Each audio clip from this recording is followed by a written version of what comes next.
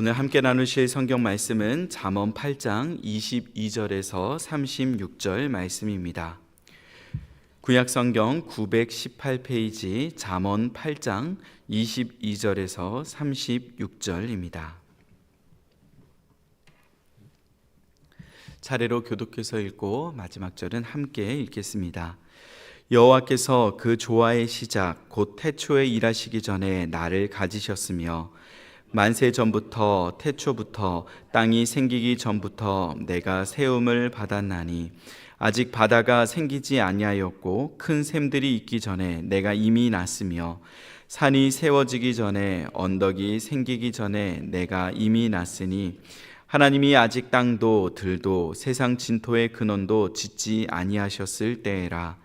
그가 하늘을 지으시며 궁창을 해면에 두르실 때에 내가 거기 있었고 그가 위로 구름 하늘을 견고하게 하시며 바다의 샘들을 힘있게 하시며 바다의 한계를 정하여 물이 명령을 거스르지 못하게 하시며 또 땅의 기초를 정하실 때에 내가 그 곁에 있어서 창조자가 되어 날마다 그의 기뻐하신 바가 되었으며 항상 그 앞에서 즐거워하였으며 사람이 거처할 땅에서 즐거워하며 인자들을 기뻐하였느니라. 아들들아 이제 내게 들으라. 내 도를 지키는 자가 복이 있느니라.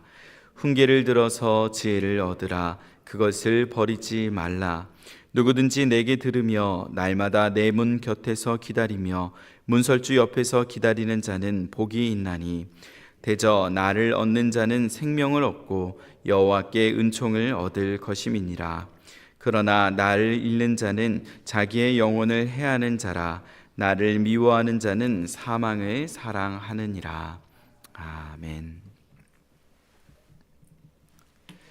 잠언 8장에서 지혜는 의인화되어 사람들에게 자신의 가치와 소중함을 알리는 모습으로 그려집니다. 오늘 본문에는 특히 근본적으로 하나님과 지혜의 관계, 그리고 창조에 있어서 지혜의 역할, 그리고 지혜를 얻는 자의 결과에 대하여 설명하고 있는 본문입니다. 22절에서 26절을 보시겠습니다. 여호와께서 그 조화의 시작 곧 태초에 일하시기 전에 나를 가지셨으며 만세 전부터 태초부터 땅이 생기기 전부터 내가 세움을 받았나니 아직 바다가 생기지 아니하였고 큰 샘들이 있기 전에 내가 이미 났으며 산이 세워지기 전에 언덕이 생기기 전에 내가 이미 났으니 하나님이 아직 땅도 들도 세상 진토의 근원도 짓지 아니하셨을 때에라. 우리는 흔히 지혜가 인류의 문명 발달과 더불어 성장해 왔다고 생각하기 쉽습니다. 그러나 인류가 지혜를 발견한 것일 뿐 지혜는 이미 이 땅에 존재하고 있었습니다. 22절에 하나님께서 창조의 역사를 이루시기 전 이미 지혜를 소유하고 계셨음을 말씀하고 있습니다. 이는 지혜의 선제성 그리고 신적인 기원에 대하여 말씀하고 있는 내용입니다. 곧 지혜는 창조된 피조물과 같은 것이 아니라 이미 하나님의 능력 안에 지혜가 포함되어 있음을 우리에게 설명해 주고 있습니다. 먼저 성부 하나님의 지혜가 그 창조에 담겨 있습니다. 시편 104편 24절을 읽어드리겠습니다. 여호와여 주께서 하신 일이 어찌 그리 많은지요. 주께서 지혜로 그들을 다 지으셨으니 주께서 지으신 것들이 땅에 가득하니이다. 하나님께서 지혜로 이 땅의 모든 만물들을 창조하셨음을 말씀하고 있으며 성부 하나님의 능력 안에 지혜가 포함되어 있음을 우리에게 설명해 줍니다. 다음으로 성자 예수님의 지혜입니다. 누가복음 2장 40절을 읽어드리겠습니다.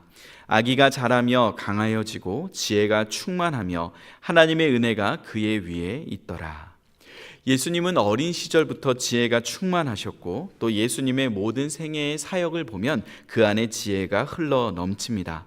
마가복음 6장 2절에 예수님께서 고향에서 가르치실 때에 그것을 본 사람들의 반응이 나타나 있습니다. 안식일이 되어 회당에서 가르치시니 많은 사람이 듣고 놀라 이르되 이 사람이 어디서 이런 것을 얻었느냐? 이 사람이 받은 지혜와 그 손으로 이루어지는 이런 권능이 어찌 됨이냐? 고향 사람들은 예수님을 마리아의 아들 목수 목수인 예수로만 알고 있었습니다. 그러나 이 땅에서 있는 지혜가 아니라 예수님께서 말씀하신 지혜는 하늘에서 온 지혜였기에 그것을 들은 사람들이 당혹스러워했던 것입니다. 또한 예수님을 책잡으려 했던 수많은 율법사들과 바리새인들은 예수님께 어려운 질문들을 하였지만 예수님께서는 단 한 번도 그 질문에 막힘이 없으셨습니다. 일례로 마가복음 12장에 바리새인과 헤롯 땅 사람들이 예수님께 나와 가이사에게 세금을 바치는 것이 옳은지에 대하여 질문한 적이 있습니다. 만약 옳다고 하면 유대인들에게 반감을 얻게 되고 옳지 않다고 하면 로마에 예수님을 고발할 수 있는 그런 명분을 갖게 되는 아주 어려운 질문이었습니다. 그러자 예수님께서는 한 데나리온을 가져오라고 하시며 이 형상과 글이 누구의 것이냐고 물어보십니다. 사람들은 가이사의 것이라고 답변을 하였고 예수님께서는 이어서 가이사의 것은 가이사에게, 하나님의 것은 하나님께 바치라 라고 명하였습니다. 이 답변을 통해 그들의 모든 공격에서 한 번에 벗어나실 뿐 아니라 도리어 모든 것은 하나님의 것이며 하나님께서 가이사보다 크신 분이시라는 것을 세상에 선포하셨습니다. 이는 예수님 안에 놀라운 신적인 지혜가 있음을 우리에게 알려주는 본문입니다. 성령은 어떠하십니까? 구약과 신약에서 성령은 지혜의 영으로 소개되고 있습니다. 출애굽기 31장 1절에서 4절을 읽어드리겠습니다. 여호와께서 모세에게 말씀하여 이르시되 내가 유다 지파 훌의 손자요 우리의 아들인 부살레를 지명하여 부르고 하나님의 영을 그에게 충만하게 하여 지혜와 총명과 지식과 여러 가지 재주로 정교한 일을 연구하여 금과 은과 노수로 만들게 하며. 이처럼 하나님의 영이신 성령은 지혜의 영이시며 하나님의 택하신 자에게 이 지혜를 부어주시고 사명을 감당하도록 도우시는 분이십니다. 인생의 시험과 어려움을 당했을 때 하나님께 지혜를 구하라고 하는 것은 이 지혜가 바로 삼위일체 하나님께 속한 것이기 때문입니다. 야고보서 1장 5절입니다. 너희 중에 누구든지 지혜가 부족하거든 모든 사람에게 후히 주시고 꾸짖지 아니하시는 하나님께 구하라. 그리하면 주시리라. 하나님께서 부르신 삶의 자리에서 때로는 그 삶의 자리가 힘겹고 어렵게 느껴질 때가 있습니다. 또 하나님께서 주신 사명을 감당하며 때로는 내 힘과 지혜로 그것을 감당하기에 어렵다라고 느껴질 때가 있습니다. 그럴 때 우리는 지혜의 근원이신 하나님께 이 어려움을 헤쳐나갈 지혜를 간구하며 하나님의 도우심을 구할 수 있음을 잊지 말아야 합니다. 이어서 27절에서 31절을 보시겠습니다. 그가 하늘을 지으시며 궁창을 해면에 두르실 때에 내가 거기 있었고 그가 위로 구름 하늘을 견고하게 하시며 바다의 샘들을 힘있게 하시며 바다의 한계를 정하여 물이 명령을 거스르지 못하게 하시며 또 땅의 기초를 정하실 때에 내가 그 곁에 있어서 창조자가 되어 날마다 그의 기뻐하신 바가 되었으며 항상 그 앞에서 즐거워하였으며 사람이 거처할 땅에서 즐거워하며 인자들을 기뻐하였느니라. 하나님께서 세상을 창조하실 때에 지혜의 능력으로 어떻게 세상을 창조하셨는지에 대한 설명이 나오고 있습니다. 지혜는 하나님께서 하늘과 구름과 바다와 샘들과 땅을 창조하시는 모든 순간에 함께 하였습니다. 특히 30절에 내가 그 곁에 있어서 창조자가 되어 라고 설명하는 부분에서 이 창조자라는 단어는 아몬이라는 히브리어인데 장인, 숭령공이라는 의미를 가지고 있습니다. 곧 하나님께서 말씀으로 우주 만물을 창조하실 때에 하나님의 전지하신 지식을 바탕으로 그것을 이루어 나가실 때 지혜가 마치 그 옆에 장인처럼 귀한 역할을 감당했다는 것을 설명해 주고 있습니다. 하나님의 지혜는 우주 만물 가운데 담겨 있습니다. 마치 훌륭한 미술 작품을 볼 때 그 작가의 위대함이 증명되는 것처럼 우주 만물에 담겨 있는 놀라운 존재와 생명의 신비 그리고 그 상호작용들을 살펴보다 보면 그것을 디자인하신 하나님의 위대하심에 경이로움을 느낄 수밖에 없습니다. 인류는 그저 과거에 하나님께서 창조하신 자연을 누리며 살아갈 수밖에 없었지만 과학이 발달하며 그 속에 숨겨진 자연 법칙들을 조금씩 발견해 가고 있습니다. 물론 우리는 하나님의 온전하신 지식과 지혜를 다 알 수는 없겠지만 그것을 조금씩 발견해 가며 하나님의 위대하심을 더욱 깨닫고 그 지혜를 찬송하는 위치에 있게 됩니다. 프랜시스 콜린스라는 유명한 유전학자가 있습니다. 그는 DNA를 연구하였고 1993년 세계 6개국에 2천여 명의 과학자들이 참여한 인간 게놈 프로젝트를 지휘한 적이 있습니다. 젊은 시절 무신론자였던 그가 하나님을 믿게 된 뒤 그는 DNA를 연구하여 유전자 지도를 발표하던 날이 찾아오게 됩니다. 그날 클린턴 대통령은 이렇게 연설을 하였습니다. 오늘 우리는 하나님이 생명을 창조할 때 사용한 언어를 배우고 있습니다. 우리는 하나님이 내려준 가장 신성하고 성스러운 선물에 깃든 복잡성과 아름다움과 경이로움에 그 어느 때보다 큰 경외심을 느끼게 되었습니다. 그리고 이어서 프랜시스 콜린스는 다음과 같은 말을 덧붙였습니다. 오늘은 전 세계의 경사스러운 날입니다. 지금까지 오직 하나님만이 알고 있던 우리 몸의 설계도를 처음으로 우리가 직접 들여다보았다는 사실에 저는 겸허함과 경외감을 느낍니다. 그의 저서 신의 언어 머릿말에 기록된 내용입니다. 자신의 몸임에도 자신의 몸에 새겨진 비밀조차 알지 못했던 인간이 이제서야 하나님께서 우리를 창조하신 그 지혜의 부분을 맛보며 전율을 느낀 것입니다. 이처럼 꼭 과학 분야가 아니더라도 우리는 각자가 종사하는 삶의 분야에서 하나님의 창조 질서와 지혜를 발견하며 하나님을 예배할 수 있음을 잊지 말아야 합니다. 또한 자연 속에 살아가는 우리는 그 법칙들을 발견하고 응용하되 성경을 통해 계시된 하나님의 뜻 가운데 그것들을 활용하는 지혜를 함께 배울 때 참된 지혜를 소유할 수 있음도 기억해야 합니다. 32절에서 36절 말씀을 보시겠습니다. 아들들아 이제 내게 들으라. 내 도를 지키는 자가 복이 있느니라. 훈계를 들어서 지혜를 얻으라. 그것을 버리지 말라. 누구든지 내게 들으면 날마다 내 문 곁에서 기다리며 문설주 옆에서 기다리는 자가 복이 있나니 대저 나를 얻는 자는 생명을 얻고 여호와께 은총을 얻을 것임이니라. 그러나 나를 잃는 자는 자기의 영혼을 해하는 자라. 나를 미워하는 자는 사망을 사랑하느니라. 하나님께 속한 지혜 그리고 창조의 비밀을 간직한 지혜가 32절에 사람들을 향하여 아들들아 라고 부르며 이제 자신의 말에 귀를 기울이라고 명하고 있습니다. 여기서 말하고 있는 지혜는 단순히 일반인보다 조금 뛰어난 인간의 처세술이나 인간 관계론이나 자기개발서 정도의 의미를 가진 지혜가 아닙니다. 이 지혜는 신적 지혜, 곧 하나님의 지혜를 의미하고 있습니다. 그리고 그것은 훈계를 들음으로 배울 수 있다고 말씀하고 있습니다. 이 훈계는 무사르라는 단어인데 징계와 교훈의 의미를 포함하고 있습니다.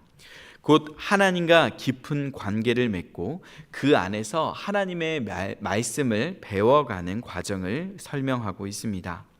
이렇게 훈계를 통해 지혜를 얻게 되면 우리는 하나님으로부터 생명과 은총을 받아 누리게 됩니다.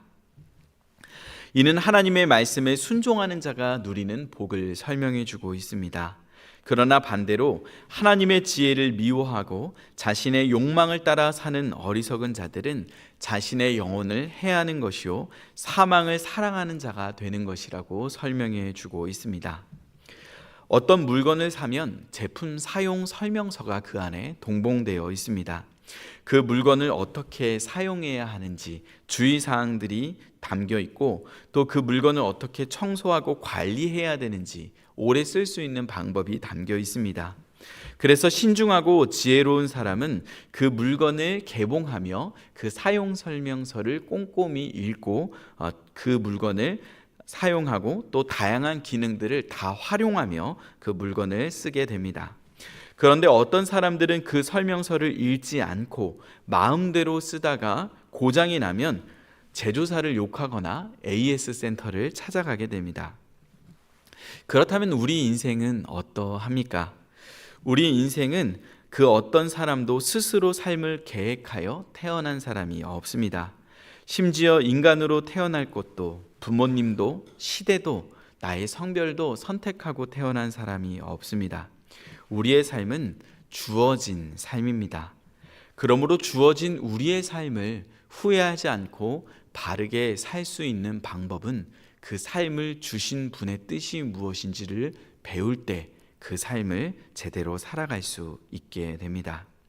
그러나 많은 사람들이 우리의 삶을 주신 하나님의 뜻을 발견하고 그 뜻 가운데 삶을 살아가기보다 한 번 주어진 인생 후회 없이 내 욕심을 마음껏 이루며 살아가겠노라고 그렇게 살다 몸과 마음이 망가지고 삶이 무너지고 관계가 허물어지고 고통이 찾아오면 그때서 하나님을 욕하거나 삶을 저주하는 사람들이 너무나 많습니다. 그러나 아직 늦지 않았습니다. 이제라도 우리는 다시금 하나님의 지혜를 찾아야 합니다. 하나님께 삶의 지혜를 배워야 합니다. 우리를 창조하시고 인생을 디자인하신 하나님께 나아가 우리의 삶의 원리들을 배울 때 우리는 다시금 회복의 길을 걸어갈 수 있습니다. 우리를 사랑하신 지혜의 예수님을 구주로 모시고 지혜의 영이신 성령님께 날마다 내 삶을 맡기며 성령님께서 내 삶을 조율해 가실 때, 또한 지혜의 말씀을 배우고 성장하며 내 삶의 창조의 질서들을 회복해 갈 때 우리의 삶은 다시금 하나님의 생명과 은총으로 채움을 받고 회복을 향해 나아갈 것입니다. 함께 기도하겠습니다. 하나님 아버지, 봄, 여름, 가을, 겨울, 낮과 밤, 더위와 추위, 비와 햇빛을 경험하고 또한 피서철 산과 바다, 하늘과 구름, 강과 넓은 평화의 아름다움과 그 혜택을 누리면서도 정작 그 안에 숨겨진 하나님의 창조의 솜씨는 깨닫지 못하고 지나칠 때가 얼마나 많았는지 모릅니다. 도리어 우리는 하나님의 창조 질서를 따라가지 못하고 말씀을 배우고 실천하기보다 내 욕망과 세속적 가치관에 거짓 지혜의 마음을 빼앗겨 하나님께서 선물로 주신 삶을 낭비하고 망가뜨릴 때도 있었음을 고백합니다. 이 시간 다시금 우리의 삶을 허락하신 아버지 하나님께 우리의 삶을 올려드리게 하여 주시옵소서. 하나님의 지혜이신 예수님께서 우리의 주인 되어 주시고 지혜의 영이신 성령님께서 날마다 매 순간 우리를 다스려 주셔서 창조의 질서가 우리의 삶에 회복되어 부르심에 합당한 삶의 모습을 살아갈 수 있도록 함께 붙잡아 주시옵소서. 그리하여 하나님께 잡힌받은 그것을 잡기 위해 달려가는 삶의 예배자들로 살아갈 수 있는 은혜를 누리게 하여 주시옵소서. 예수님의 이름으로 기도드립니다. 아멘.